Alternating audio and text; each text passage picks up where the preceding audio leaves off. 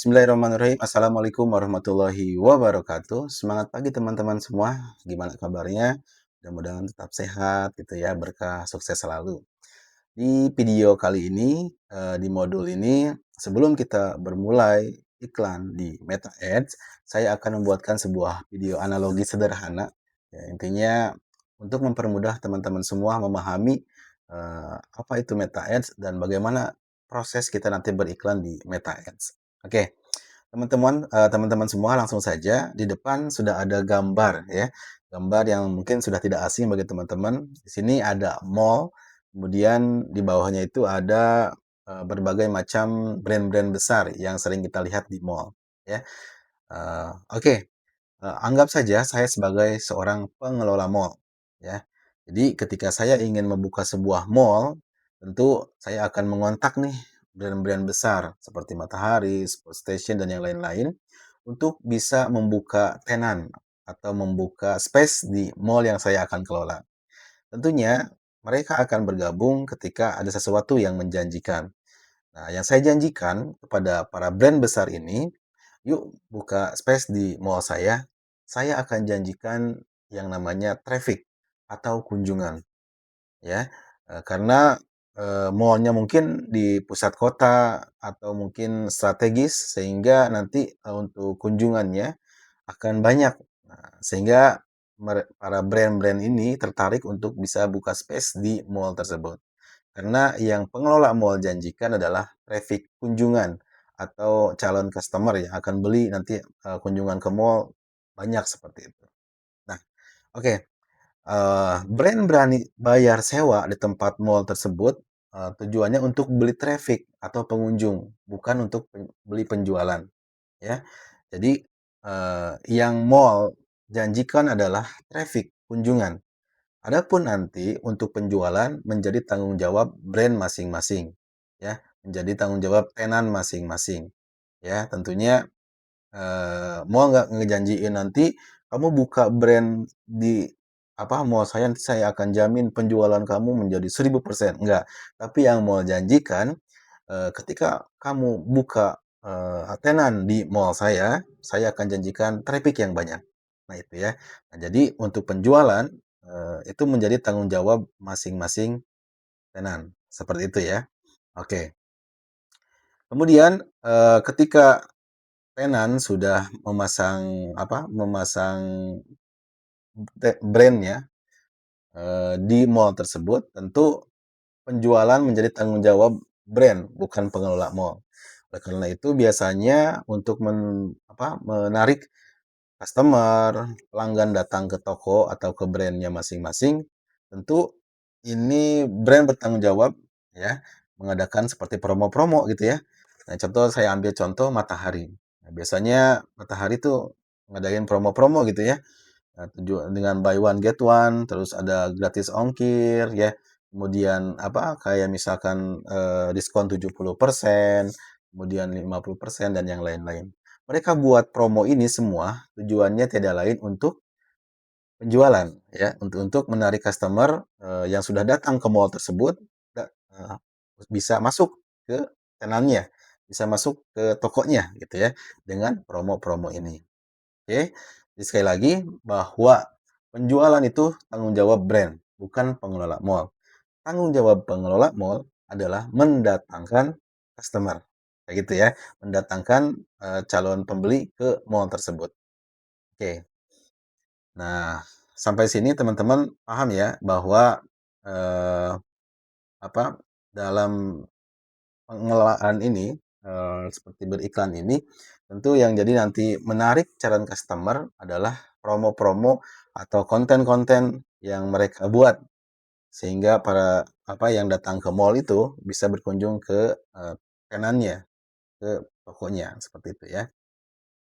Nah, ini saya analogikan seperti di Meta Ads, teman-teman semua.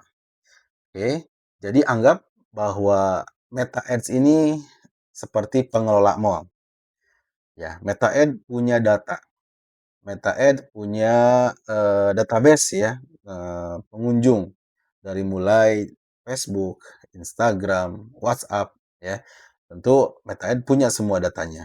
Nah, oleh karena itu Meta Ads menawarkan nih ke kita sebagai yang punya brand untuk bisa beriklan melalui media di Meta Ads, ya. Eee, Meta Ads menjanjikan traffic, menjanjikan, yang namanya apa, impresi seperti itu, ya. Kemudian Meta sediakan database dan janjikan impresi, reach, dan juga traffic ke kita, gitu ya. Sehingga nanti kita bisa pasang iklan di apa, di Meta. Dan kembali lagi seperti tadi semula bahwa penjualan menjadi tanggung jawab kita masing-masing, ya. Jadi setelah traffic Meta datangkan, ya, kemudian impresi Meta datangkan, nah, untuk masalah closing, ya, itu menjadi tanggung jawab kita masing-masing pemilik brand, seperti itu. Dengan bagaimana caranya? Tentunya tiada lain, kita harus membuat konten yang menarik, ya. Membuat konten yang menarik, membuat settingan yang benar, sehingga calon customer yang sudah masuk ke Meta, yang sudah terbiasa berselancar di Meta, di Instagram, di Facebook, gitu ya, di WhatsApp, ketika melihat toko kita, ya, ketika melihat tenan kita, mereka tertarik untuk mampir dan disitulah nanti kita bisa, konversi menjadi sebuah transaksi, ya. Jadi yang Meta janjikan adalah traffic atau kunjungan atau apa namanya, reach, ya, impresi, bukan penjualan. Sampai sini paham dulu teman-teman ya. Jadi, penjualan menjadi tanggung jawab kita masing-masing, seperti itu. Terserah kita nih, kalau data sudah masuk ke kita, mau kita follow up silahkan, mau kita biarin gitu ya, mangga silahkan. Jadi, eee, banyak atau tidaknya nanti penjualan itu menjadi tanggung jawab kita sebagai pemilik brand, kita sebagai pengiklan. Oke ya, sampai sini teman-teman paham ya? Jadi sekali lagi saya jelaskan bahwa Meta Ads menjanjikan sebuah traffic, reach, dan juga impresi karena mereka punya database. Nah, Meta tidak menjanjikan penjualan. Tugas Meta hanya itu, menyebarkan, menyebarkan ke database-nya. Penjualan menjadi tanggung jawab kita. Oke? Nah, bagaimana caranya? Tentunya nanti, untuk menarik penjualan, banyaknya transaksi gitu ya, kita harus, membuat contoh ini misalkan iklan saya nih, ya. Iklan saya muncul di platform Meta, di Facebook, di Instagram gitu ya. Yang nanti ketika orang klik link, iklan saya akan muncul ke website gitu ya, atau ketika klik akan muncul ke WhatsApp. Nah, disinilah nanti ya kita, impresi yang sudah masuk ya dari datanya Meta, melihat iklan kita harus konversikan di sini. Dikonversikan di WhatsApp atau di landing page gitu ya yang menarik, sehingga nanti menjadi transaksi, ya, gitu. Jadi bagaimana caranya? Tentunya untuk memancing adanya konversi ini, kita harus membuat, konten yang menarik dari mulai flyer atau mungkin copywriting atau mungkin nanti videonya, sehingga orang berhenti scroll dan kemudian, klik iklan kita.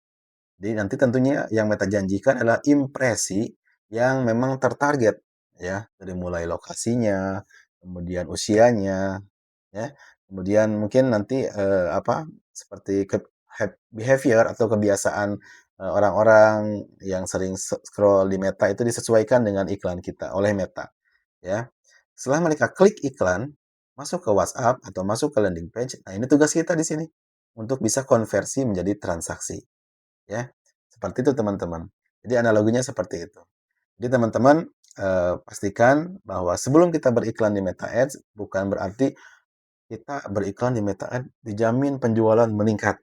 Enggak ya, teman-teman. Yang Meta Ads janjikan, yuk beriklan di Meta Ads, saya akan berikan impresi, berikan, reach dan juga traffic yang berkualitas seperti itu. Nah, tugas Anda sebagai pemilik brand, bagaimana bisa mengkonversinya menjadi transaksi. Itu ya, seperti itu. Seperti tadi mall, analoginya sama seperti mall tadi. Mall tidak menjanjikan, penjualan, tapi mall menjanjikan kunjungan. Tugas para tenan brand-brand besar membuat promo, sehingga mereka mengunjungi tokonya dan terjadi penjualan, seperti dengan Meta ini. Oke, teman-teman, itu analogi sederhananya, ya, mudah-mudahan bisa dipahami. bisa mudah teman-teman untuk, menjadi apa, menjadi basic, fundamental ketika akan beriklan di Meta Ads, ya. Terima kasih, next video saya akan jelaskan bagaimana kita persiapan membuat, akun dan yang lain-lain dari fase persiapan, kemudian fase beriklan, dan fase monitoring-nya, kita akan jelaskan di next video. Tujuannya tidak lain dari impresi dikonversi menjadi transaksi. Oke, terima kasih.